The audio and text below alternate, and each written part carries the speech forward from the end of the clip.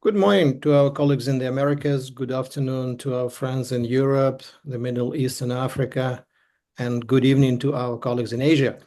I am Anatoly Alexeyenko, and I'm delighted to host today's webinar for the Center for Higher Education Leadership and Policy Studies at the Education University of Hong Kong.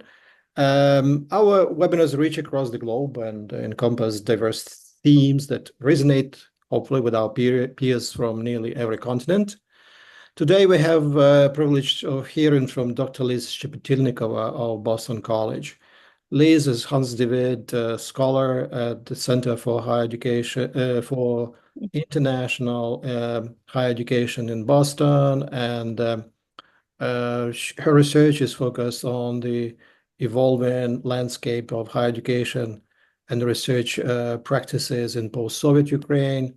She got her PhD from the University of Hong Kong, where she was exploring the epistemic and institutional shifts within the disciplines that were once influenced by Soviet ideology. Her published work, most recent year or so, delves into the complexities of intellectual engagement in Ukrainian higher education. And more recently, she also studied transformations that result from Russia's invasion of Ukraine. In the next half hour, Liz will share her insights from her latest research on these transformations, particularly focusing on social sciences in post-Soviet Ukraine. After her presentation, Liz will be available to answer your questions, and please feel free to use the chat room for comments and questions, and kindly remember to keep your microphones on mute during this presentation. Thank you. Liz, it is wonderful to see you in our webinar series. I appreciate your willingness to share your research with us. Like many others, I'm really eager to learn more about your findings in Ukraine. So the virtual floor is now yours. Thank you very much, Anatoly. Thank you both for having me, and also for the tremendous work that you did helping reshape this study, of course. Colleagues, welcome to this webinar. I'll be presenting on what has been my dissertation research, so be wary. I have a lot of data. I'll try to kind of focus on the key findings, but please feel free to ask any questions because I'll be happy to discuss further in details what I saw throughout this study of institutional and epistemic transformation in Ukraine's humanities and social sciences.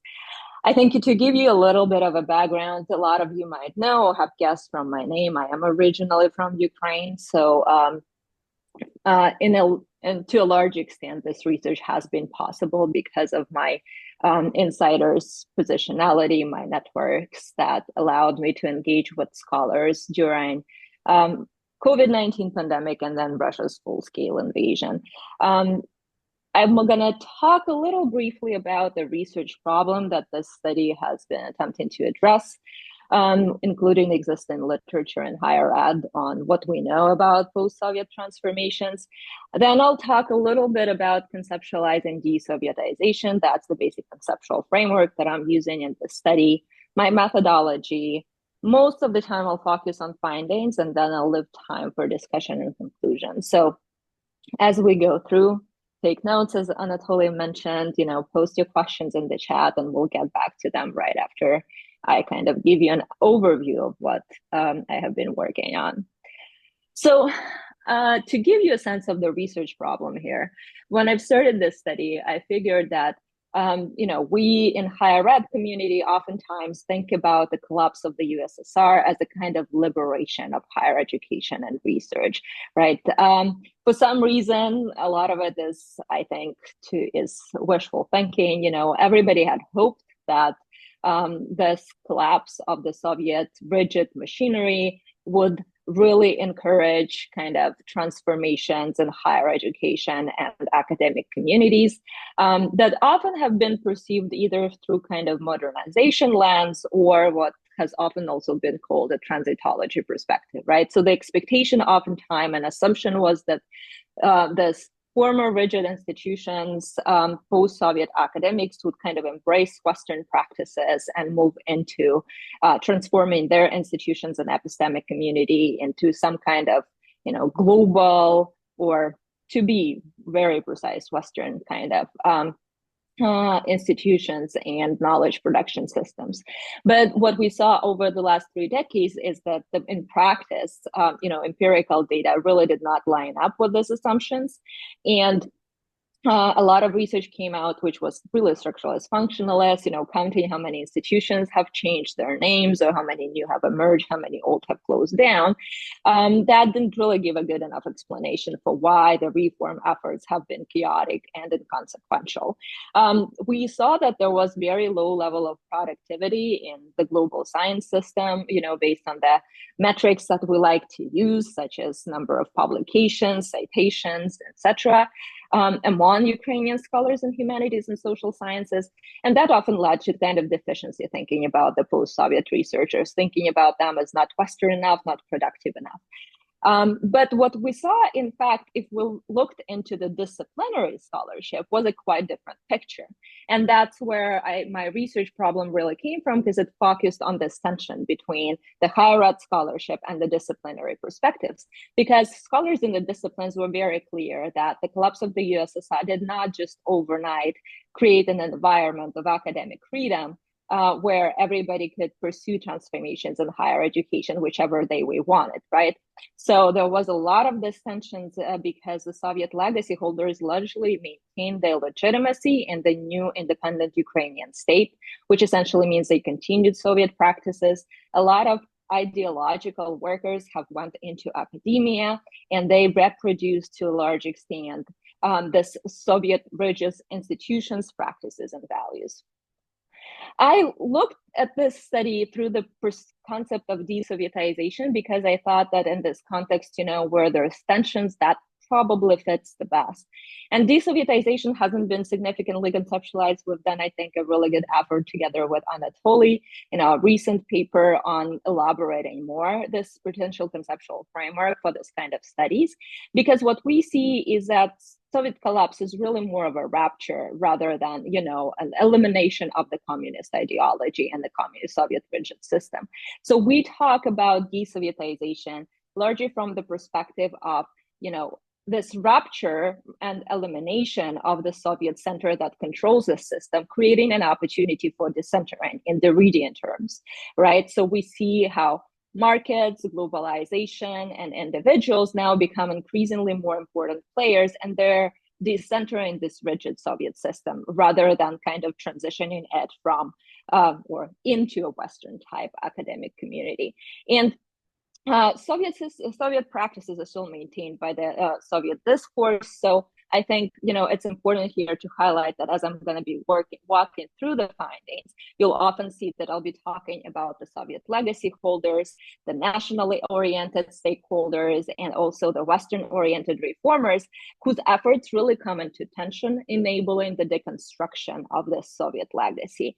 What is important here, and I'll kind of emphasize it throughout the findings section, is really human agency and interaction between individual and collective agencies, because the restructuring of agency in the absence of the Soviet totalitarian control machinery has really been critical in order for these institutions and practices and values to start transforming.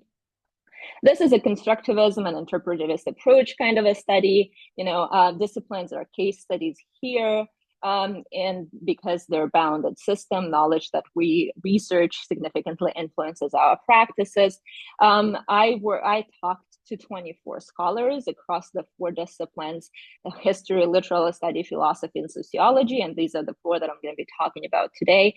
And I've done data analysis through coding, obviously. You can see here kind of the types of documents that I worked with. A lot of it has been on the scholarly side, on the historical side, but also a lot of digital documents and, of course, interview transcripts and my personal notes. As I walk into, the findings, I want you to kind of keep research questions in mind. What I was trying to understand is how do these researchers conceptualize the problems that face their epistemic domains, right? What kind of norms and practices and values shape their knowledge production practices, and how do they communicate their challenges? So a lot of it is really kind of borderline comparative epistemology, where I think about both their intellectual communities, but also how they engage with society and the state in this process of de-Sovietization. Before I jump into de-Sovietization, let's just talk for a minute about what is Sovietization, right? Because that's a very big piece of, in order to figure out what are we deconstructing, we need to figure out what was constructed.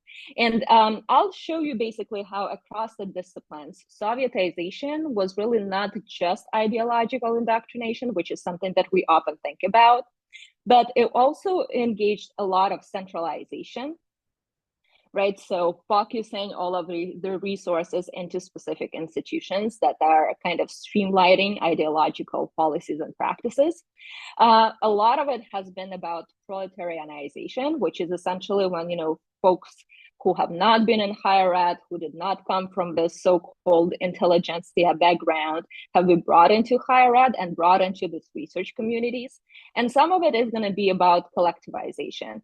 And collectivization is this very interesting phenomenon that not a lot of scholars really talk about, but it was really critical because basically its whole purpose was, to make sure that there's collective responsibility for any individual disobedience of the Soviet practices and ideological mainstream kind of ideas. So collectivization, to a certain extent, was this instrument of peer pressure that was used in order to reinforce self-censorship in Ukrainian epistemic communities.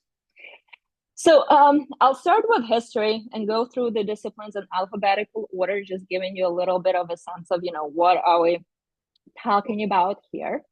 And in history, it's very interesting to see, how this discipline basically moves from being in the 19th century Ukraine critical for the formation of the national identity.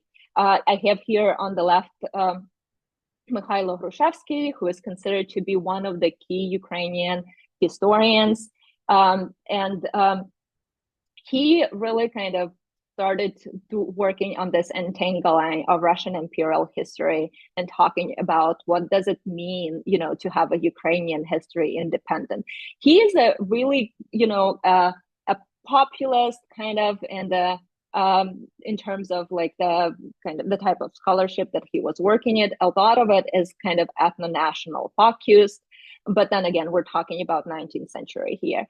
I think what is interesting about him and this populist school in Ukrainian history in particular is that it actually has been very successful in penetrating Soviet discourse. So basically in 1920s, when Ukraine starts to being incorporated into the Soviet structure, we see how, the idea of class equality and proletarianism, which comes from Marxist ideology in historic research in particular, starts turning into the idea of nations as subjects of history. And there is certainly this connection that you can see throughout kind of scholarly reflections and scholarship that shows you how those 19th century discourses penetrate this Soviet academia. But while, Hrushevsky is one of the examples of folks who went into exile once the Soviets took over Ukrainian territory and then ended up coming back to the Soviet Ukraine because his research was very much Ukraine focused. He couldn't do it anywhere else. There was a lot, of course, many challenges in terms of prosecution of intellectuals, the various restructuring of institutions and organizations, censorship, and kind of simplification of academic discourses and history in that particular period. What is interesting is that on the other hand, for scholars who did not go back to Soviet Ukraine and those who left in the interwar period during the Second World War, there were these diaspora institutions that I also have highlighted there. They include the Harvard Ukrainian Research Institute, the Canadian Institute of Ukrainian Studies, and several others that functioned in Europe at the time.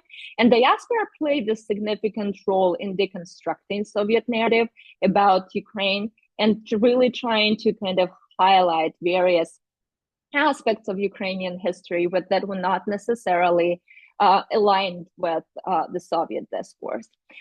When we talk about de-Sovietization in history in particular, I think it's interesting, to talk about what he calls, the deconstruction of this narrative of the tripart Russian nation, because a lot of it is kind of focused on it.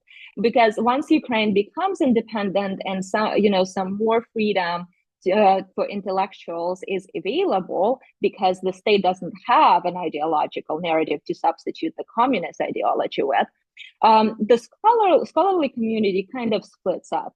You can see some of the folks, that I call the Soviet legacy holders, who continue reproducing communist narratives, right? So they talk about the artificiality of Ukrainian nation, of the Ukrainian state. They're very kind of critical about the whole idea of the independent Ukraine. But at the same time, you get quite a few of those nation-oriented actors to emerge. And those nation-oriented actors are oftentimes thinking, basically substituting the communist ideology with the nation-focused ideology. And in that process, history kind of becomes this important tool that legitimizes the very nature of the Ukrainian nation-building project. And that project really, in many ways, pretty much means challenging the classic interpretation of the Russian national project. But there's also a new kind of group of scholars that emerges at this point, and these are researchers that are oftentimes perceived as revisionists. They may not necessarily be kind of accepted in either one of the previous two circles, right?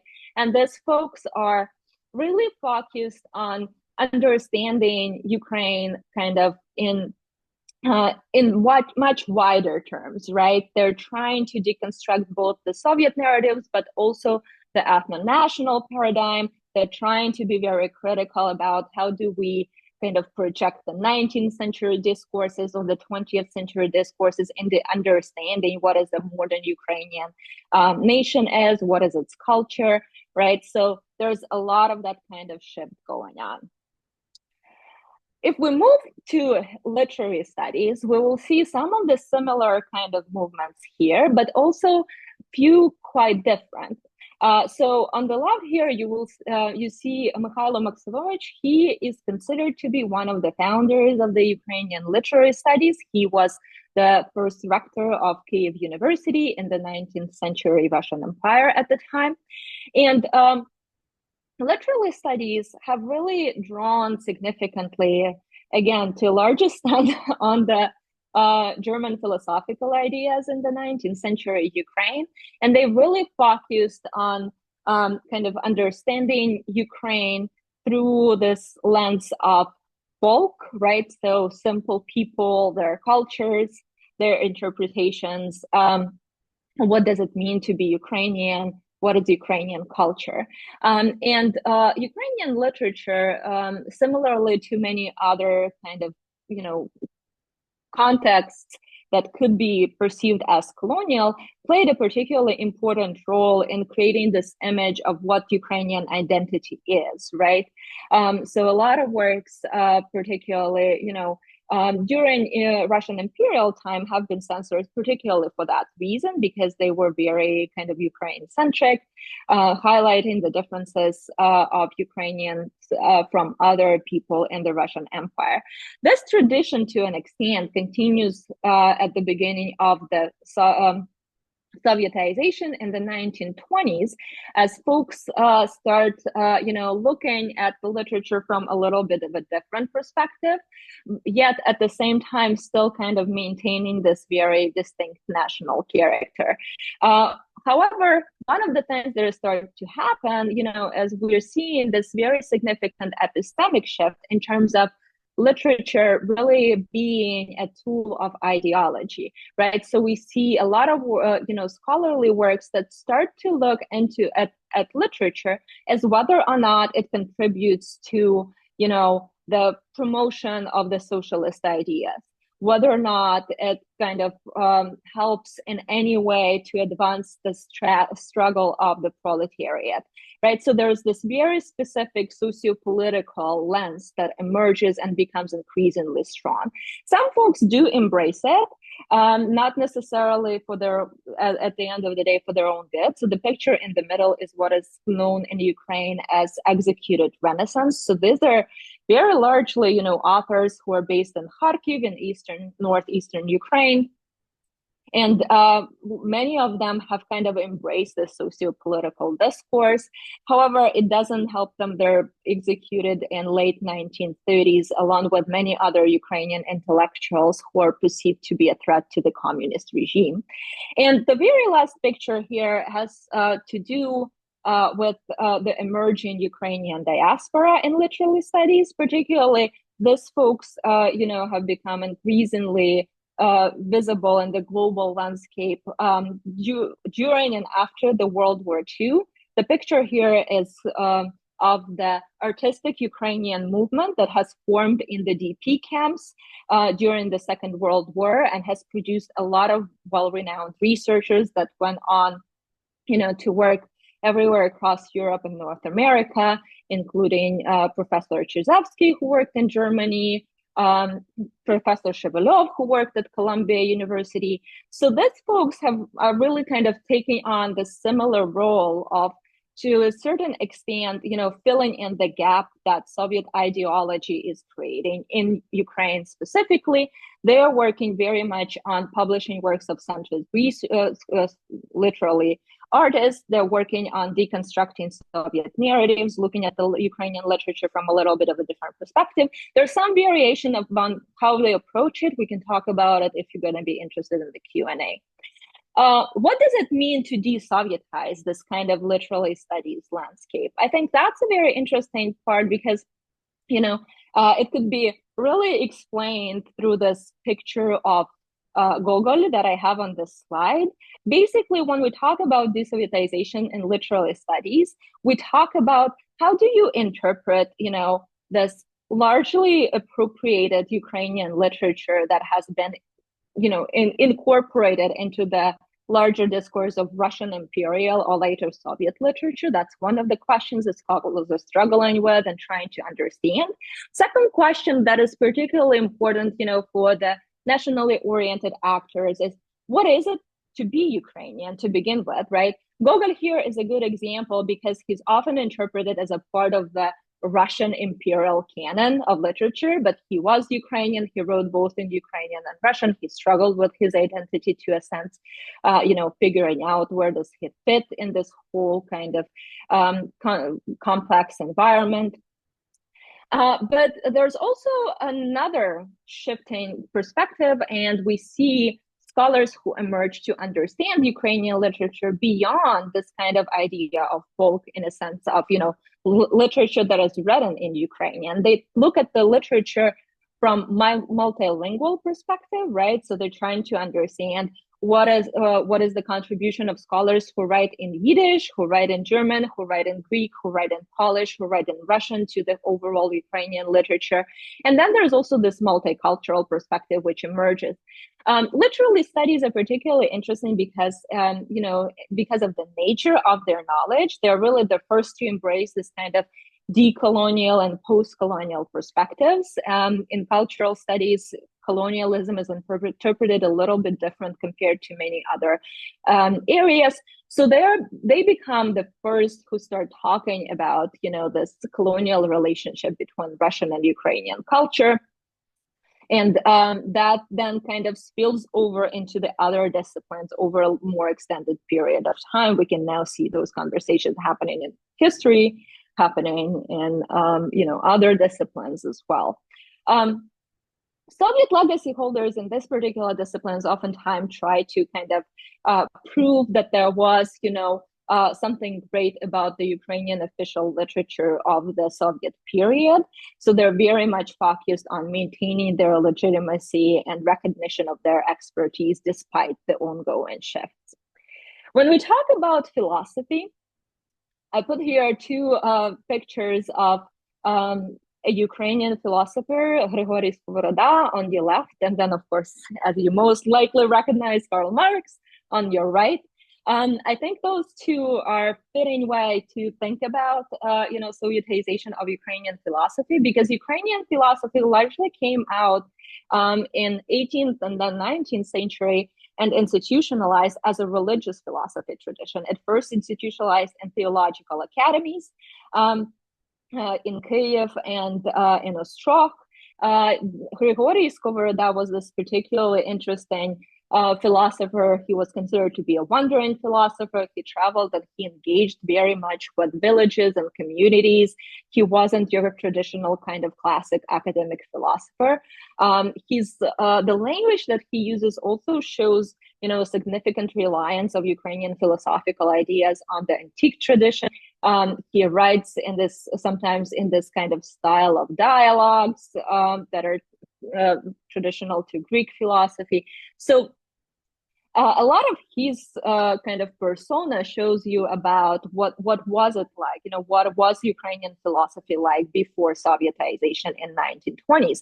And I think it's important also to understand that even into the secular universities, philosophy often came from the religious institutions. So faculty members would be trained in the theological academies and then go into the secular institutions to lead departments. With Sovietization, of course, we see as dramatic shift. Marxism, Leninism becomes the dominant philosophy, and philosophy becomes, to an extent, the disciplines that legitimizes the Soviet leadership. And to that extent, it suffers increasingly more, even compared to other disciplines, because it becomes confined to this very strict political discourse. It becomes increasingly centralized. Most of philosophy departments in Ukraine are closed at this period of time until the very late period of the Soviet Union. Of only Kiev University would have a philosophy faculty and be able to train philosophers for the rest of the country. So that's a part of that kind of centralization for the purpose of control. And then, of course, most of the European works become censored. Folks are not allowed to engage with the European philosophical scholarship unless they're criticizing it or using it to support the Soviet ideological narrative. When we talk about de-Sovietization in philosophy, I think there are kind of two key points here. First and foremost, of course, because philosophy was no longer an instrument for legitimizing the state, history kind of took over that role. Philosophers felt very much liberated, right? So if we want to look from the liberation perspective, that's where it's at its core, right? They felt that they were free because they were no longer needed. This is a quote from one of my study participants who kind of, I think, made it very explicit. But that also, of course, comes with their own challenges because they were so isolated and because there was very limited activity in diaspora research communities to focus on philosophy. They really felt like they were a tribe with a very limited territory. They needed to start lots of their work from scratch. They needed to translate classical philosophical works from scratch because lots of it has been censored. They didn't have access to it. They're still struggling building Ukrainian language, philosophical vocabulary, basically, right? And they talk quite a bit about it. But then, of course, at the same time, because the decentering is happening, they're free to engage with this very diverse perspectives. They're free to kind of go back into the roots of the Ukrainian philosophy, study the 18th and 19th century works, engage with German idealists that inspired a lot of Ukrainian philosophical conversations and national ideas. And that creates many opportunities. Here, I think, just kind of to wrap it up with this disciplines in particular, the key is thinking about, philosophers as a very atomized epistemic community, right? So there's a lot going on, but there's very few resources, so it's largely decentralized. A lot of folks are doing these things on their own. And then when we talk about sociology, I think it's very interesting. I have here on the left Mikhailo Drahomanov.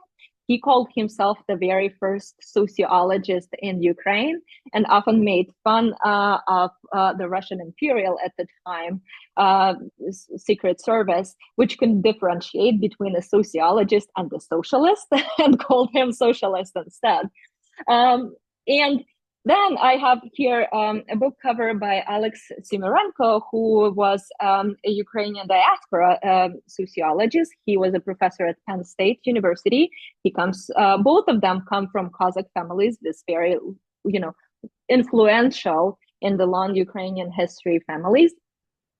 And I think what's interesting about it is that, sociology is one of the youngest of the disciplines in my study. Obviously, it only started to institutionalize in the very late 19th century. Then it is basically banned by the Soviet Union because they see the origins of the disciplines as bourgeois rather than communist. And it only re-emerges with de-Stalinization. And once, de-Stalinization basically starts after Stalin dies, for those who are not necessarily experts on the Soviet history.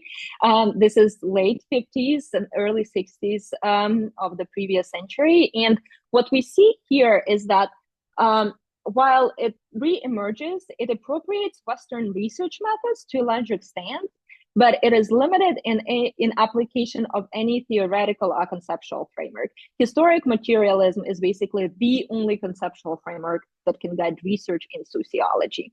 And that translates into how sociology is largely perceived these days and the challenges of de-Sovietization that it experiences. So the Ukrainian sociologists... we need to...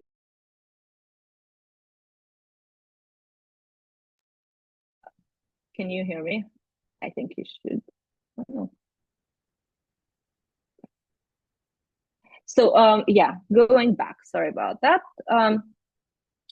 So when we talk about Ukrainian sociology, a lot of it is still struggling from that lack of basically capacity to create new conceptual and theoretical framework and conceptualize what is being seen through the empirical data.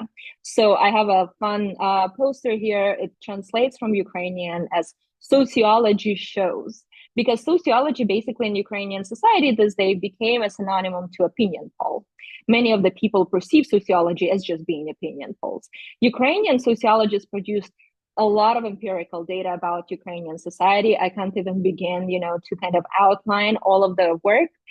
It's absolutely fascinating, but they're still certainly struggling with that Soviet legacy of translating that into the conceptual and theoretical frameworks that are localized, that are explaining what is happening on the ground. A lot of them are in the positions where they have to borrow Western conceptual and theoretical frameworks in their research.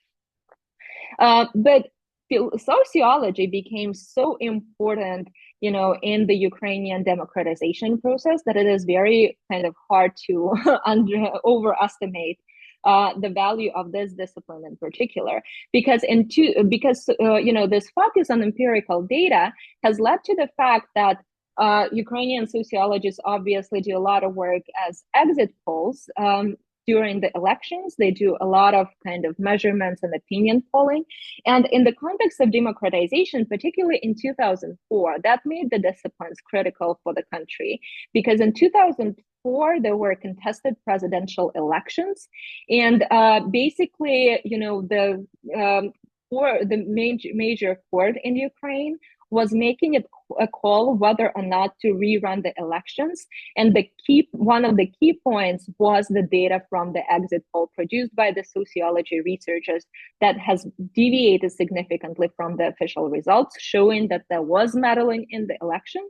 And this data as well became a key driver for Ukrainians to protest, to come out during the Orange Revolution. So sociology is really one of those disciplines that, through its empirical focus, serves as a barometer of the situation in the country. I think just to try and kind of, start wrapping things up, I talked mostly about the epistemic transformations. I think they're really fascinating. But there's obviously, also others, right? So I'm kind of bringing it back to the conceptual framework over here, and showing you that there's, in order to engage with these new perspectives, a lot of values had to be changed across the disciplines, right? So, this kind of decentering required challenging Soviet-style uniformity in each of those epistemic communities, right? Oftentimes that came at first at the price of a certain epistemic nihilism, right? So there were different perspectives that kind of coexisted, that didn't engage with each other. It's this, kind of reality of where everything is true at the same time, despite how much contradictory it is. But now a lot of it is focused on really renegotiating what do they mean, as knowledge in their epistemic communities. It's a lot of this kind of constructing mechanisms, and engagements that focus on sense making about their discipline, about the role of their disciplines in the academia, and specifically, right? So they're moving, especially, with Russia's full-scale invasion, into this very deep conversation about the purpose of their knowledge production and what are they doing it for, essentially, right? And that translates into, of course, engagement with practices that are spread out in the global science system, increased integration with the global discourses. But I think one of the things that is also very interesting is because these disciplines have been in this strict confinements, one of the their benefits is to an extent that they are not suffering from this increased specialization that we see globally, right?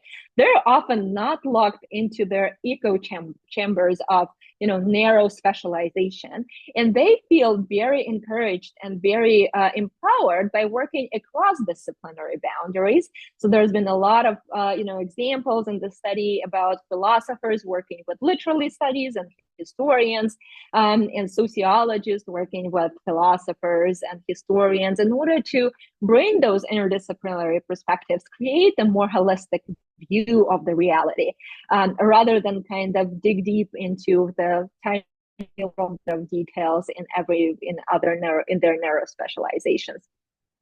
And of course, a lot of this is about reaching beyond the academia. To a large extent, conversations that I've been having have been really focused on both scholars discussing and reflecting about their efforts to understand what do they bring to the society at large, right?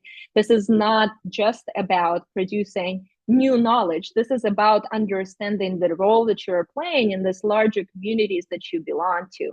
On the institutional side of the things, I think, there's been a lot of data that I found that aligns with existing research. There's, of course, rebranded Soviet institutions, universities that emerged as a result of just some transformations in the Soviet specialized institutes. There's National Academy of Sciences in Ukraine, which still focuses largely on research, separating it from the teaching mission of many universities. But there's also been quite a few new institutions that emerged, some of them representing pre-Soviet legacy, some of them are completely new. And those, to an extent, at least, for some period of time, present this new spaces of academic freedom. But what is, I think, unique about this study is that I've tried to look beyond what we think in higher ed, as academic institutions. And I found that there are a lot of new professional associations that are being created, a lot of new self-governing communities for scholars that are being established, where they themselves come together in order to practice their collective agency for change. And these institutions are much more, these communities are much more flexible, right? They allow for more critical inquiry. They allow for kind of more academic freedom for the scholars in particular. to wrap it up and to move into the questions part of the webinar, I think I want to just highlight really that if you think about the collapse of the Soviet Union as a rupture rather than as some kind of liberation or the fall of communism or any other kind of great way of putting a period. So if we don't put a period there, if we put a comma or something, right, then we see that this rupture really emerges as a force for allowing restructuring of agency, which enables a lot of different players to come in and reinforce this decentering. Right. And this includes individuals, epistemic communities, institutions, self-governing organizations.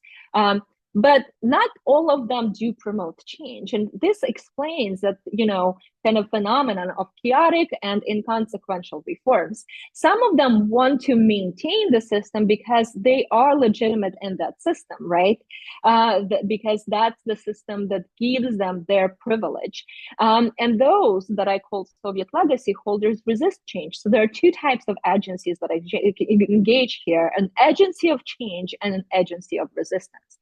And of course, the tensions between those is what encourages deconstruction of the Soviet rigid institutions, because no matter how much Soviet legacy holders want to resist the change, they're not able to enforce it in a way that the centralized Soviet system was. I'll leave it in that. I thank you very much, for joining me to this webinar, and I'm happy to address any questions you might have. Thank you very much, Liz. This is an exciting study, and I hope you can continue with your initial idea to publish it as a book at some point in time. So I look forward to that. Before I receive questions, so please do raise your hand, and I will invite you to ask the question or make a comment. I'll probably use the opportunity to be host, and I'll start with some kind of a bit of a reflection and question as a result. So when I heard about history being constrained by the state till modern time, I was curious to what extent the influences coming from diasporas, in particular at Harvard, Professor Roman Shparluk, and then in Canada, in Toronto, Professor Orest Subtelny at York University. They were very influential historians who produced influential publications, and these publications were read actually after the collapse of the Soviet Union. I acquired a book immediately after the collapse of the Soviet Union, and the book was really insightful. So in fact, those kind of post-Soviet historians were really influential within their own framework, but not really within the larger discourse of Ukrainian history, for example. So my first question is pretty much about what is the role of these diasporic influencers, right? These historians which were doing work in parallel, but with more significance, more impact for the development of the post-Soviet history, for example, right? So let's start probably with that. What's your thinking about that? Yeah, thank you, Anatoly. That's certainly a great question. I think what we saw is that during perestroika, right, this period of kind of slight opening up in the 80s, there emerged opportunities for diaspora researchers to start engaging to a certain extent with the Ukrainian scholars. But you're right, it didn't really take off until the independence. And of course, some of the reasons for that are the fact that, over 70 years, self-censorship has been already so embodied by Ukrainian researchers that occasionally, even after, they've basically been kind of following this path dependence, right? Even though a little bit more freedom has been emerging. So, when we talk about Subtelny in particular, he's been incredibly influential because Subtelny's handbook on Ukrainian history became the major handbook, and course material for Ukrainian universities in the 90s. It has been sold in dozens of thousands of copies. So he's been basically, his life work has really informed the very starting points for many of the new generations of Ukrainian historians that were trained in the 90s, because that's the very first thing that they've encountered in the classroom. When we talk about colleagues at Harvard, I think it's very important to also understand that, they did tremendous work, particularly because of their research area expertise on decentering the sources of data about Ukraine. And when I'm thinking about Omelian Kretsak, I think it's important to note that he really introduced the Turkish-based sources of data in understanding of Ukrainian history, because he was a renowned Turkologist. He'd done a lot of research in that particular area.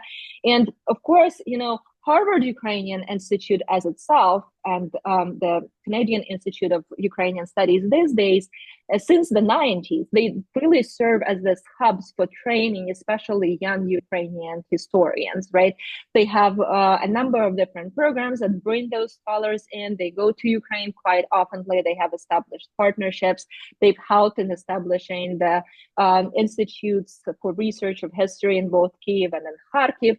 And that spans across other disciplines too, right? Because Professor Hrabovich at Harvard Ukrainian Research Institute has been instrumental in reestablishing literary studies at Kyiv Mohyla Academy, establishing new institutions in forms of new publishing houses such as Kritika and Kritika journals. So all of them have really been very much engaged in that process. I think another good question from this perspective, is also trying to figure out, but what is their role in the larger global science system in terms of, communicating Ukrainian history? And that's what my current study that I'm still doing at Boston College tries to look into and figure out. Because to a large extent, unfortunately, although they've been very successful in supporting de-Sovietization in Ukraine, there is a certain sense that they have been much less successful in decentering, the Russocentrism that is prevalent in area studies in Western academia. Mm-hmm. Thank you. Please feel free to raise your hand if you have a question or comment. So we'll be happy to hear from you. I can see one comment from Stephen Bahri. So I'm curious about whether or how cultural and linguistic hybridity is being received, Russian, Polish, and even Anglo-Western English perspectives, and form a stream within Ukrainian studies probably. I'm thinking of whether and how any reclaiming of Russian language and culture as a resource in Ukraine with Soviet imperial aspects decolonized is going on, and the implications for language and education policy and multilingualism or plurilingualism. So what's your view on this particular development, Liz?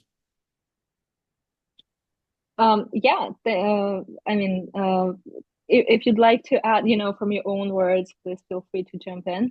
Because I see that you've unmuted yourself.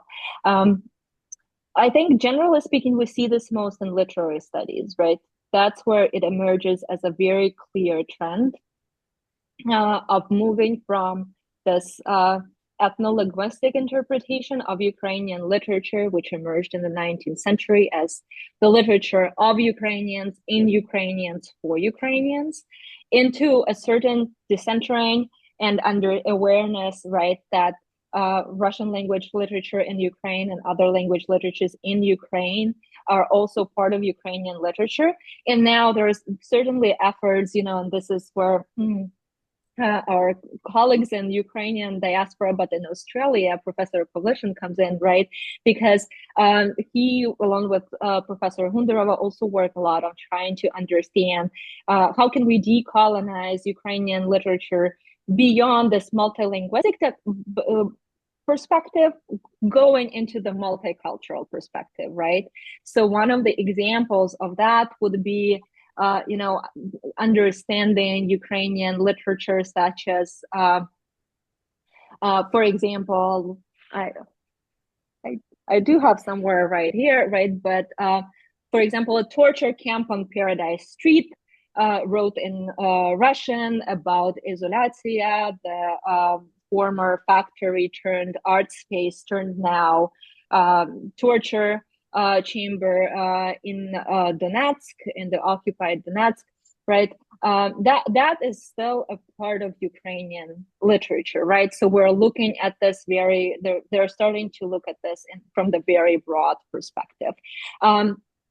I think there is a little bit of a hesitance to embrace Russian and what has to do, with certain kind of aspects of Russian language and culture because of the war, right? So to a large extent, I think, what we see is even in literary studies is that, even kind of folks like Kurkov switching from Russian into Ukrainian in their writing signal the fact that Russian to an extent is seen as a threat, despite this rather larger growing embracement of multilingualism and multiculturalism in the discipline. So that's I think literary studies are really the ones where we see it coming through kind of the most from that perspective. I hope that addresses your question to an extent. Yeah, that was a very thorough answer. I'm just curious about the underlying philosophy of things such as language policy, which seem to have a kind of an either or approach so that you can learn Ukrainian or Russian before the recent troubles, but not having some kind of a hybrid approach with what we would call a strong form of bilingual education. And that seems to have an underlying, even if you accept the former policies promoting multiple languages, but it would be either that one or that one, and no space where you could learn both at the same time. So one wonders whether there's a place for the Russian language in the Eastern territories when they're recovered, and what that place might be, which would also support the development of Ukrainian language and the use. Higher education in Ukrainian language depends on all citizens having acquired literary Ukrainian to a high enough standard to have higher education in Ukrainian. And so there's not much time to talk about all that now, but if you had any ideas, I would appreciate it. Yeah, I think just to wrap it up, first, thank you so much for your comment. I think, these are critical questions. Just to wrap it up, the one brief comment that I have is that we have to think that oftentimes those kind of either or conversations are also a result of the Soviet legacy of institutionalized binary thinking. And deconstructing that kind of dichotomous approach is a challenge. And that challenge can be seen across all the disciplines, because oftentimes these days, right, the discourse is focused on we are rather either integrating with the European or Western science system or with post-Soviet Russian, Eurasian, whatever it is. So that kind of dichotomous thinking, binary thinking, unfortunately, is still one of the Soviet legacies that seems to be challenging to overcome for Ukrainian researchers. Thank you. Right. I can see that from risen by Igor Sheyan. Igor, would you like to ask a question? Yeah, thank you so much. And first, thank you so much for your brilliant presentation. It was really inspiring. And I have two questions. The first one is, I was going to ask about the diaspora influence, as Anatoly already asked, but also about Russian influence. How do you think, how powerful was it actually during those three decades you were talking about? And this is the first one. And the second one is about different parts of the country. What's your opinion? Were those processes that you were talking about, were they quite equal, like in those parts of Ukraine that people usually speak about, like East, West, Crimea, Kiev, etc., or that was like multidimensional, different processes influenced into each other? If you have any ideas of that, I will appreciate. Thank you. Yeah, absolutely. Thank you so much for your question. Definitely, yes. To answer your first question, before 2014, Russian influence could be seen across the disciplines. There's been extensive engagement on all accounts, right? Both, among historians, joint research work in Moscow archives, because a lot of Ukrainian data is also there, and similarly, in literary studies, philosophy is a little bit less. So I gotta say that philosophy has started kind of separating from that overarching kind of Russocentric discourse earlier. And one of the reasons it seems to be because of that 19th century legacy of strong connection with the German philosophic ideas. So you can see, in early 90s, once the sociologists separate from the philosophical third journal into their own journal, philosophers go into this kind of whim of creating Kant societies, talking about Nietzsche translating German philosophy rather than engaging with Russian philosophy. So they were kind of the first, I think, to separate. After the collapse of the Soviet Union, they felt like there was much less interest from other former Soviet states to engage with Ukrainian philosophy as well. But everybody else seemed to be engaged, including sociologists. And to speak about sociologists a little bit, they've worked a lot on comparative research, right? So Ukrainian folks worked with colleagues in Russia and Belarus to do comparative studies of this as Maria Popova and Oksana Shevel called them, diverging states, right? There's been a lot of that going on, but after 2014, as I've mentioned, right, those ties have mostly been cut off for obvious reason, annexation of Crimea, invasion of Donetsk and Luhansk regions. Speaking about the regional aspects, I think what was interesting is that I could see regional aspects in history in particular, and they were connected to the topics that folks were particularly interested in researching, but they did not come through significantly strong in any of the other disciplines. So in history of, some of the obvious examples are going to be in folks in the Western Ukraine were very interested about studying interwar period, focusing their research on the resistance to the Soviet occupation.